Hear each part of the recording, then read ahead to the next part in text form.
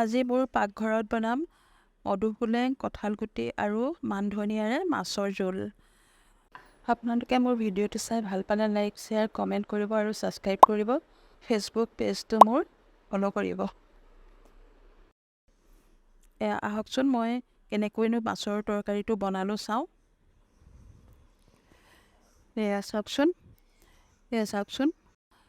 প্ৰথমে মই কেৰাহীখনত অকণমান পানী দি মধুসোলেং পাত আৰু মানধনিয়াখিনি দি ঢাকন মাৰি 1 মিনিট সময় সিজাই লৈছোঁ, বইল কৰি লৈছোঁ। তাৰপিছত এইখিনি মই উঠাই মিক্সিত সুন্দৰ এটা পেষ্ট বনাই লৈছোঁ।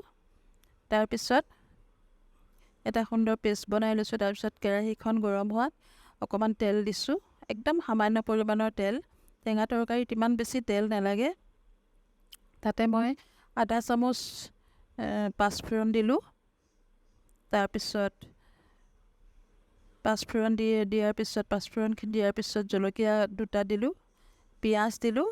এইখিনি গোটেইখিনি দিয়াৰ পিছত ৰঙা হোৱালৈকে ভাজিলোঁ। তাৰপিছত আধা চামুচ হালধি দিলোঁ। তাৰপিছত সোৱাদ অনুসাৰে নিমখ দিলোঁ। তাৰপিছত বইল কৰি লোৱা কঁঠালগুটিখিনি বইল কৰি লৈছিলোঁ। বইল কৰি লোৱা কঁঠালগুটিখিনি ইয়াতে দি দিলোঁ। তাৰপিছত মানধনিয়াৰ আৰু মধুসোলেঙৰ পেষ্টখিনি মই ইয়াতে ঢালি দিলোঁ কেৰাহীত। তাৰপিছত উতলিবলৈ দিলোঁ অলপ।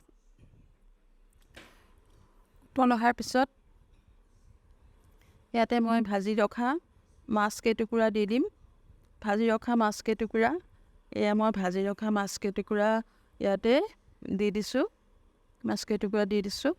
তাৰপিছত অলপ সময় উতলিলে হৈ যাব। চাওকচোন সুন্দৰকৈ তৰকাৰীখিনি হৈ গ'ল। আৰু চাওক তাত সুন্দৰকৈ সজাই সুন্দৰকৈ পৰিৱেশন কৰক আৰু আপোনালোকেও বনাওক, খাওক আৰু উপভোগ কৰক।